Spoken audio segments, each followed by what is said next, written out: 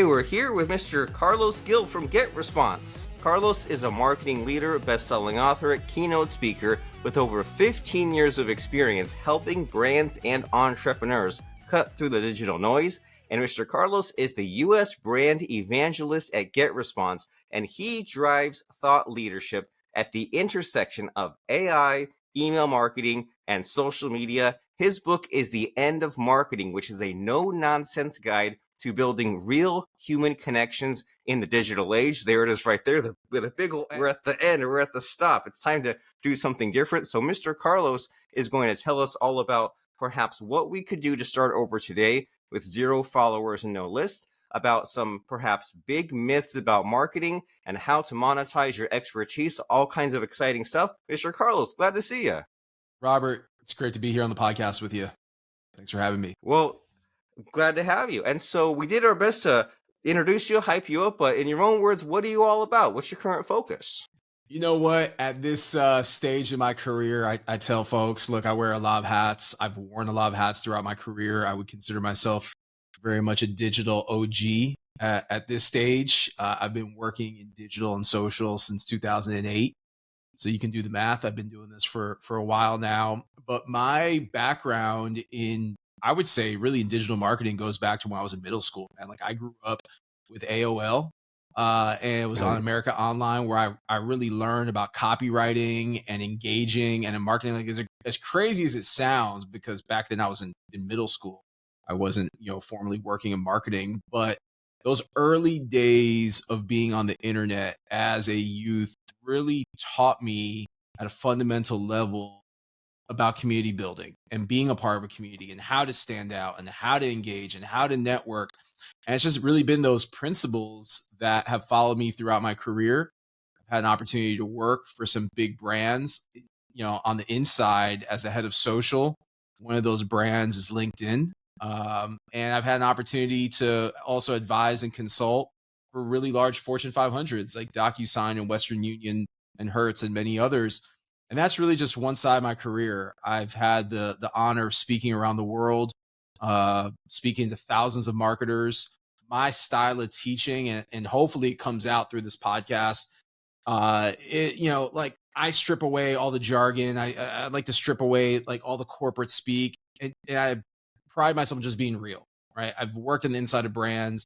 I'm a content creator myself. I've built a brand of my own, and I've also started companies of my own and had success through what I teach corporate and brand marketers, which is humanizing your brand. It's being real. It's being relatable. It's not always making your content about selling. It's more so aimed to engage. And it's really why I wrote The End of Marketing, man. It's to help brands really future-proof in this age of AI that we're in, this age of just digital noise. So again, man, I'm excited to be here on the podcast with you and share with you and with your audience, as much as I can about this space and where we're going.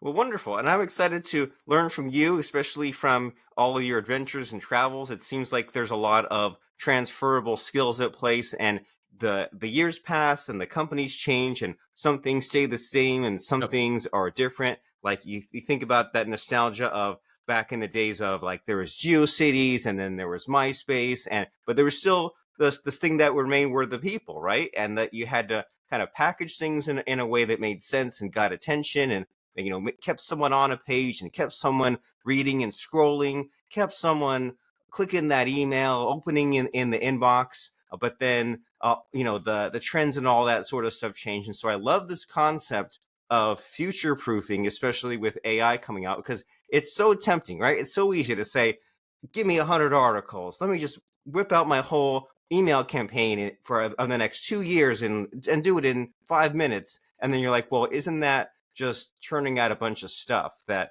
maybe is not going to be helpful or is not going to get your business where it wants to go? And so with all the crazy stuff happening in the world, all the problems, all the difficulties, what do you see where people are maybe getting stuck and need your help? So I joined GetResponse about a year ago as their brand evangelist here in the US. And for those that aren't familiar, GetResponse is one of the oldest email marketing service providers in the industry. They've been around since the late 90s. And when I joined the team, I was a little hesitant at first, to be honest with you, because my background's in social media marketing primarily, right? So GetResponse brought me on to help kind of steward this narrative in the US around email marketing. And my hesitancy came from a place of, if I start going out and beating my chest about email marketing and why you should use email, and here's how to be the best email marketer. Well, people that have followed my brand for years, they would basically call me out and say, like, look, dude, like, you're not really an email marketer, you're a social media marketer. And I started kind of thinking about, well, how do I spin the narrative around that I can still be on brand for myself? And I say this coming purely from a place of, you have to understand something. I've built a brand as an author and speaker, right? You kind of teed it up earlier. So at this stage of my career, working with a company like a Get Response or really any B2B brand, one of the reasons why a brand would bring me on to work with them is because of that thought leadership, right? It's not like hiring a traditional marketing employee. So in order for this relationship to work, I have to be able to connect the dots with who I am as a thought leader. So in working with Get Response, I was able to kind of help them see that, look, first of all, everyone needs email marketing, not just email marketers. And they're like, there's a big segment that I believe is being ignored, and that's your more traditional social media marketer. And it's also your content creator, i.e., your influencer community. So we've been working jointly on creating this narrative of what's called own versus rented. So rented land is, all your social media channels, right? Your TikTok, which, over the last few months has, kind of teetered with, is it staying? Is it going? You've got your traditional social networks, your LinkedIn, your Instagram, your Facebook. All these social networks provide marketers with reach, but at the same time, you're continuing to build on this rented land where the algorithms are dictating whether or not your content gets seen. And then you have your own land, and that's email, right? So within email, yes, you can have a direct relationship with your audience. You can go direct to the consumer, so to speak, because you don't need to rely on algorithms. So with that being said, I'm spending a lot of time in the weeds, going to conferences, educating marketers on exactly that notion. Like, you need to use email because all these social networks are on shaky ground. I know this from working on the inside of a social network myself, spending time at LinkedIn, as well as spending almost 20 years of my career using email in combination with social. That social media is great for brand awareness, but it's not the end all be all. And social media, I want to actually go one step further. Social media is great to meet people. It's good to connect with people, like at a very like high level. Even if you never posted a single piece of content on social, it's a great directory. Almost think of it as like Google, but for people, right? But you can't rely on social media to grow your business. And that's very much of what I've been teaching over the last 10 years. It's very much of what the end of marketing is all about. And, for your listeners out there, you might even be wondering, like, what do I mean by the end of marketing? Well, it's very simple. Like, marketing as we know it is over, right? The glory days, the golden days of billboards, advertising, even early days of social, all of that is gone, right? You have more noise than ever before. You have a lot of competition. You're not only competing against brands in your industry or in your vertical, but you're competing against content creators, influencers. You're competing against now AI that's making social and digital channels even more noisy and moving faster. So really your competitive advantage goes down to people, right? Which is where social comes in, but it's where email comes in. If you can find that balance to where you're using social media to identify who's a potential advocate for my brand, who's the potential customer for my brand, or you're using email as a way to keep your audience warm and engaged without really having to sell to them. Now that's the balance that you really need to put into your marketing mix in order to future proof your business. I like it. So it's not one extreme or the other, right? Email marketing is a component of what you do, and that this whole concept of rented land. I mean, it's been on the mind of all of us for such a long time, right? That like it's great that at one point, like Facebook gave us a bunch of leads, LinkedIn gave us a bunch of leads, TikTok, but then it's such an easy come, easy go situation, and you make me think about whenever I've actually made a purchase or signed up for a freebie or got some kind of access, like then I go back to my email. Like as much as all these the Googles of the world have been trying to kill email, like it's still there after all these decades. Like if anything, out of the few things of the internet that have stayed all these decades, it is email, right? And so and you also make me think about where I go when I like go to my phone or go to my computer, like I do go to the LinkedIn and the socials, but I go to email up for something like serious. And there's like probably only a handful of people now who would like emails soon as I see it, I open it. But like it would be great if we as the business owners, the marketers were in that list for some people, right? Our best customers went and went to their email program to look for an email from us, and but we're in a more buying mood instead of this sort of rented land stuff. And so, where do you see maybe the difficulties or the pushback when you do your speaking and you're evangelizing and you say, hey, Right. email marketing, you're missing out on it. Like, what do the young kids say? Do they not take email seriously, or like what's the resistance? Believe it or not, I'm so glad that you framed it that way. Believe it or not, the young kids, the Gen Zers, even though they aren't actively using email marketing, they're very receptive because they themselves know that their entire business model, and I'm speaking more so about creators, content creators, they know that their whole business model revolves around staying relevant on a platform. And if that platform goes away, i.e., TikTok, that their entire business is gone. Right. And we saw this happen Yeah. before with Vine. For those that are old enough to remember, I know, about 10, 15 years ago, Vine was really hot. It got acquired. It went away. Right. So there was a Yeah. lot of creators that lost their livelihood and had to start over. But with that being said, it doesn't really matter which social network you're using, right? You're susceptible to those social networks from one day to another, deciding, you know what, like your content isn't really over indexing, it's not performing anymore. Like we're going to deprioritize your account. Like all these things happen on the back end. So the youngsters actually are open to it. I would say it's more of the Gen Xer millennial marketing audience that views email as an antiquated system because social gives you immediate gratification. I don't even want to say immediate ROI because I would not consider a like or a follow or an engagement ROI. It's not in the same category as actual dollars generated from a campaign. But because social feels instant, because you can touch it, right? We're using a lot of these apps with our phone. We're constantly checking throughout the day. We're checking in, checking out.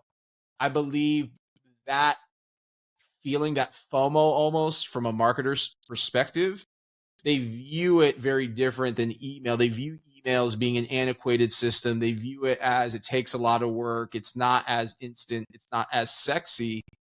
But I think what's happening is the pendulum is starting to swing back over in the direction of email. Email, as you know, Robert, I'm not sure how old you are, but email, as I'm sure you're aware, was a core component of the early days of social media. You would log on to AOL, and the first thing that you would hear was "You've got mail," right? Yeah. So that was the early days, the early ethos of social.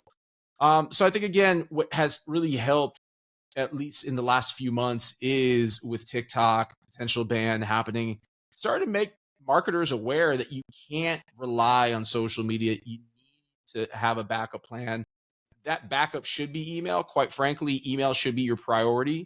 I don't just say this because of my relationship with Get Response. I say this because, like, look, dude, I have a brand just like you have a brand, and I've spent now almost 20 years collecting email addresses. So for me, this is nothing new. People ask me all the time, like, if your social channels went away tomorrow, like worst case scenario, you get hacked, you lose everything. What would you do? And I tell them, well, first of all, I'd be good because I've now have spent years ensuring that every speaking engagement I have systems in place, even if it's like an ebook or some sort of lead magnet, I have systems in place that I've gathered and collected email addresses. I've also collected phone numbers as well. So if I had to start over, what I would likely do is just focus all in on email. And I honestly probably wouldn't even waste my time at that point with social. Very nice. So you have the database, right? And that you hear that a lot with some of these companies that get acquired. Like, sure, they want like the website or the traffic or the brand, but like so many times they just want that customer database because that takes such a long time to build up, and it's not relying on these other platforms where like you said, they can just go away instantly, just that quick. Anchor went away recently. All these people with podcasts gone, right? Like you say, Vine, Periscope, right? It's like these platforms that there's that window of time when you're like, oh man, this is the next big thing. This is the next TikTok. And then now you have to start from scratch. So it's like, well, you don't put all your eggs in one basket. You build your email list as well. And I'm glad that you kind of circled back a little bit to your personal brand and what you've been doing, because I want to make sure that there's time for that. We mentioned a little bit about how like your shtick has evolved, right? You said, well, hey, I'm social media, and now I'm kind of working the email part in. And as far as where you've had those hiccups, the hangups, the difficulties, the struggles, what do you have to share with us about just where you've had failure or stress or uncertainty to help us get through that, all the entrepreneurial roller coaster? Where have you struggled? I'm so glad that you brought that up because I went out on my own in 2017, and one of my mentors told me early on that entrepreneurship is a roller coaster. And you just used the word roller coaster. So that's always the analogy whenever I'm mentoring and coaching young entrepreneurs. I let them know, like, look, you're going to probably have more lows than you are highs, right? It feels great to close a deal. It feels great when the check cashes. It feels amazing, right? When you're on top, but you're not always going to be on top. And you need to learn mentally how to process the lows along with the highs, right? It's about having that balance, right? And just know that there will be lows. You will lose clients. You will have people that bash you. Like, you're gonna have bad days.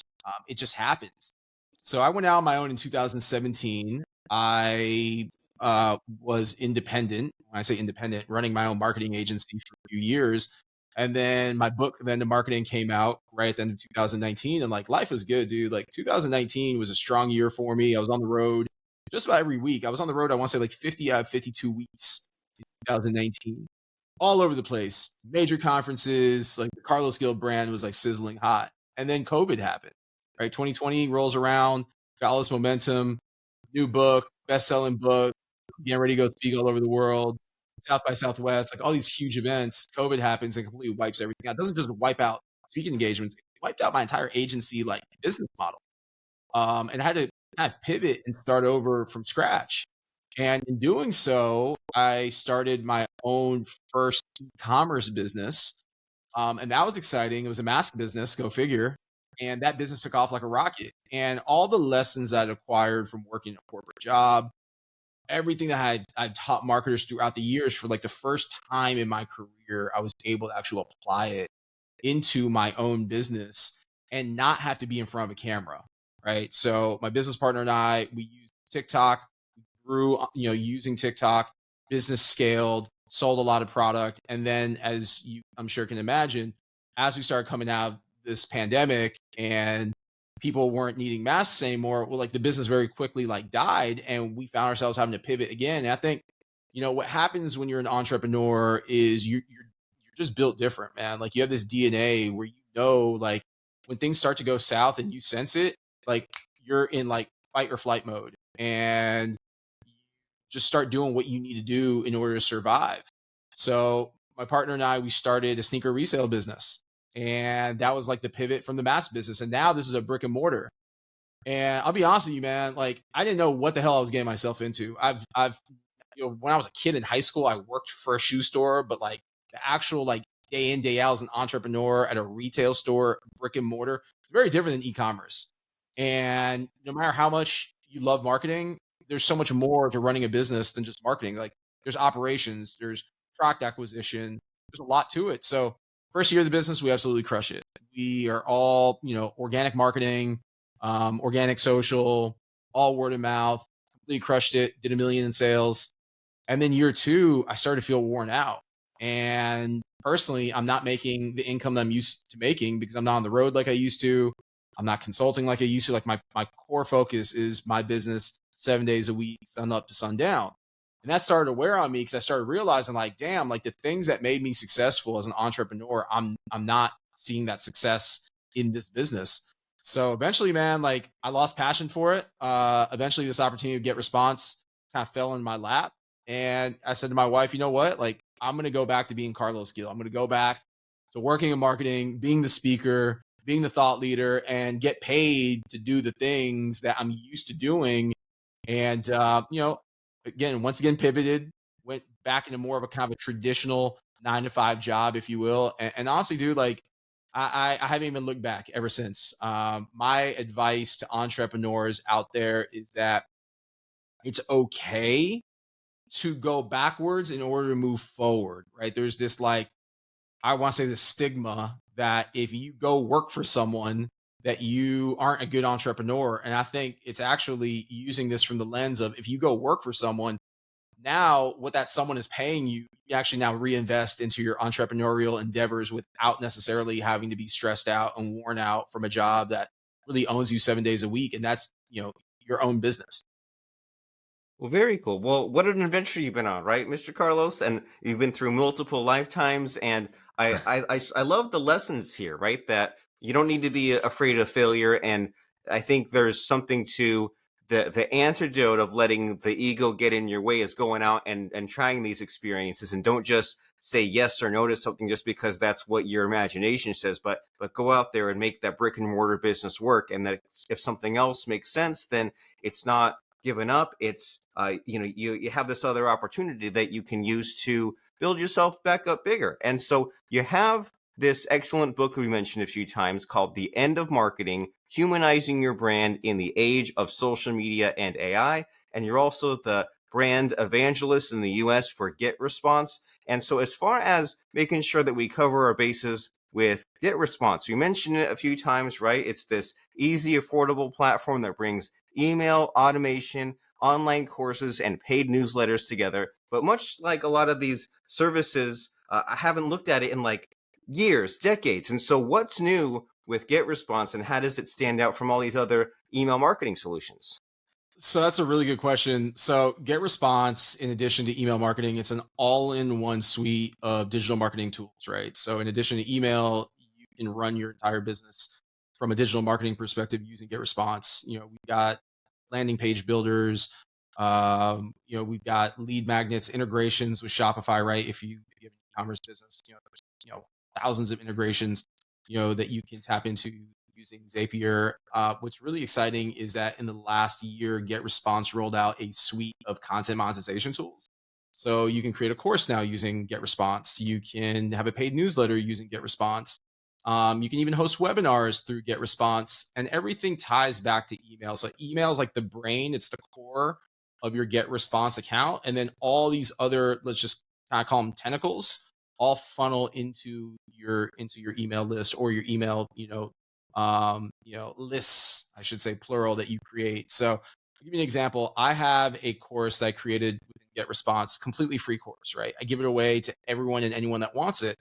But in order to sign up for that course, you have to give me your email address. And now that gets funneled into my GetResponse account. And then I have, automation workflows set up to keep that audience engaged. And once I have them engaged and I have their attention, then I'm able to, cross sell them. I can sell my book, or I can invite them to a free webinar or a podcast like this. Once it goes live, I can, send it to them, right? So this is the easiest way to put it is think of email marketing today using a tool like GetResponse as not just a partner for email marketing, but it's a partner to ensure that your business is always on, it's always running. Great thing about it is you can sign up for GetResponse completely for free, no credit card required.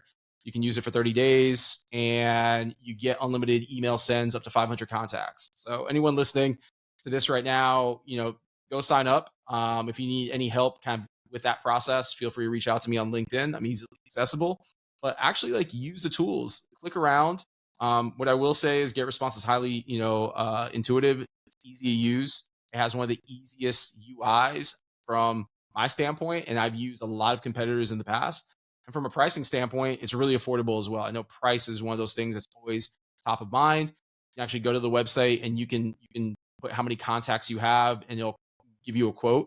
But I'm on the road a lot, so I'm constantly hearing what people like and don't like from existing ESPs. I won't name them here, but oftentimes it comes down to price. It comes down to price and user experience. So I would say GetResponse, definitely checks the boxes on both.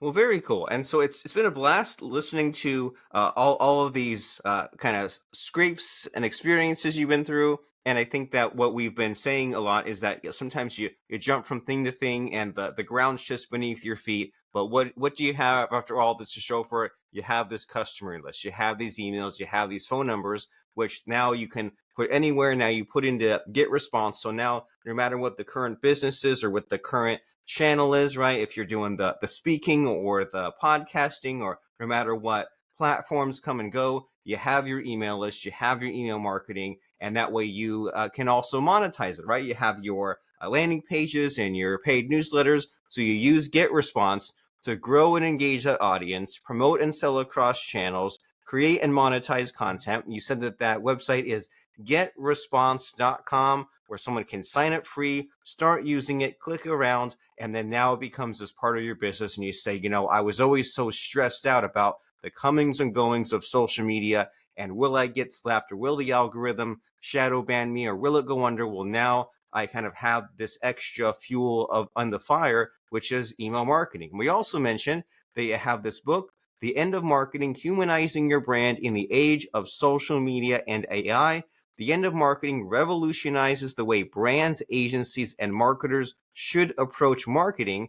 And as far as whatever next steps there are here, Mr. Carlos, you mentioned GetResponse, you mentioned The End of Marketing. Am I missing anything here? Is there anything else we should plug as far as some links, some next steps?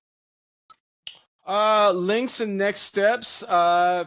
Yeah, sure. You know, like you already mentioned GetResponse. GetResponse.com is the website, and the marketing is the book. Let's connect.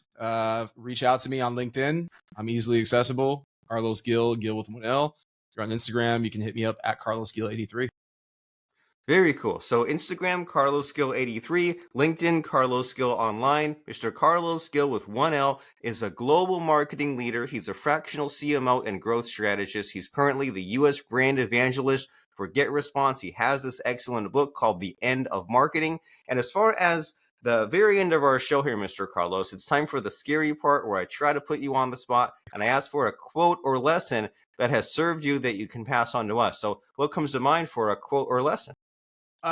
You know, when I was younger, I played football when I was like in middle school and high school, and my mom gave me this like little statue with a football on it, and it had a quote from the great Vince Lombardi: "The harder you work, the harder it is to surrender." That's a quote that's always stuck with me because I think in life, you know, things get challenging. You know, regardless of if you're employed, self-employed, married, not married, like life is hard, right? It's not really all that easy, but as long as you're always working towards a goal and you're getting better at your craft, then it really becomes hard to give up. And I think that just the harder you work, the harder it is to surrender. Just has so many parallel meanings in life. So I would say that would be my go-to quote. I love it. The harder you work, the harder it is to surrender. So get to that hard work. Hard work doesn't mean you have to suffer or that it's harder than it needs to be. It's just that life is short. It's jungle out there. There's It competition, is. and so you owe it to yourself to give it your all, do your best, leave it all out on the field, as they say. So let's consider that as we add Mr. Carlos Gil on LinkedIn and check out the End of Marketing book, as well as, most importantly, getresponse.com. And thank you for being here, Mr. Carlos. I appreciate you All info right, Robert. dumping and giving us these inspiring stories. Thank you. Thank you so much. All right, super cool.